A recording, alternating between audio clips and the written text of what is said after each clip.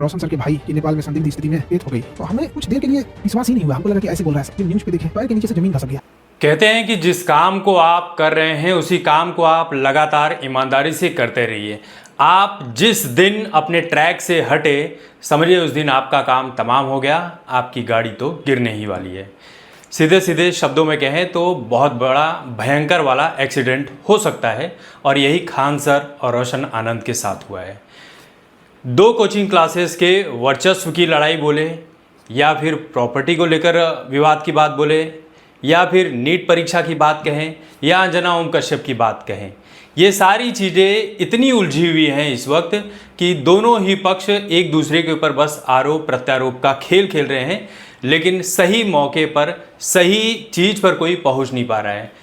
कहानी देखिए शुरू होती है अंजना ओम कश्यप से। अंजना ओम कश्यप ने खान सर के ऊपर कुछ बातें कही, उसके बाद खान सर और बाकी जितने भी प्रोफेसर हैं कोचिंग वाले सब के सब अचानक से आक्रामक हो गए अंजना ओम कश्यप के ऊपर।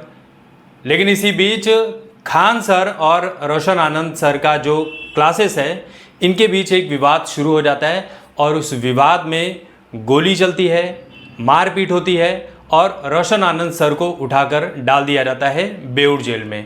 और खान सर के ऊपर भी वही प्रक्रिया चलती है कि इन्होंने गन रखा हुआ था, फायरिंग हुई।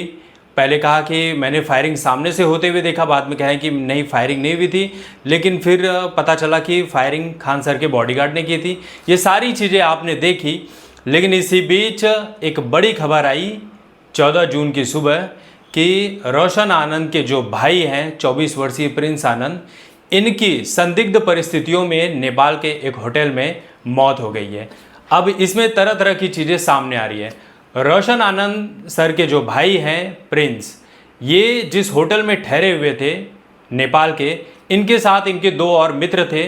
उनका ये कहना है कि प्रिंस यादव जो थे उन्हें मिर्गी की बीमारी थी, मेंटली वो ठीक नहीं थे और रात अचानक उनकी तबीयत बिगड़ी तो उन्होंने तुरंत एम्बुलेंस को बुलाया, लेकिन हॉस्पिटल पहुंचने से पहले ही उनकी मौत हो गई थी।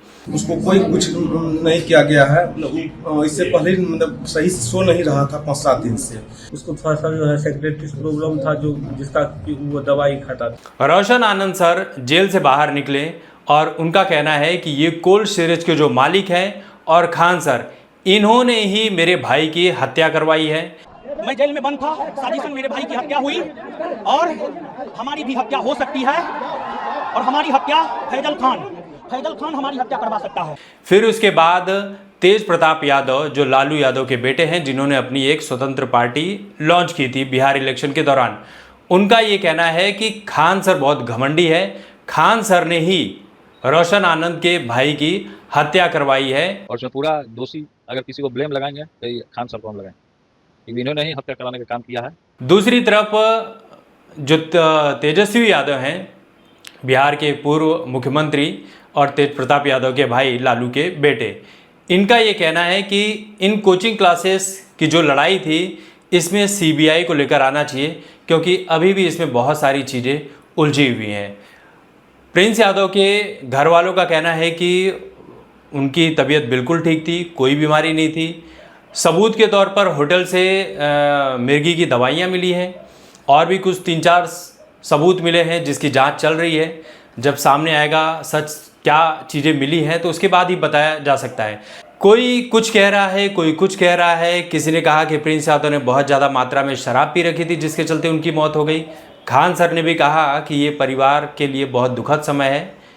इस पर मैं क्या ही कह सकता हूँ। अब आपको क्या लगता है कि इस पूरे प्रकरण में क्या चीज़ें हो सकती है?